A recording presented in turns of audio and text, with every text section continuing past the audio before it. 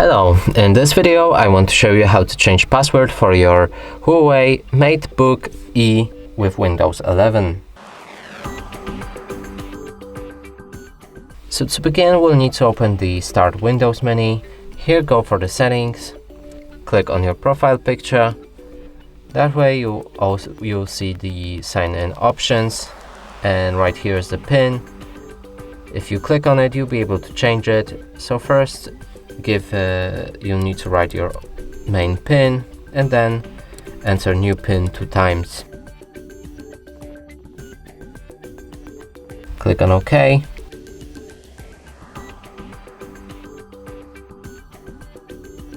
And that's how you change it, but I'm using 1, 2, 3, 4, and that's just it's not as much as complicated, and it won't let me do that.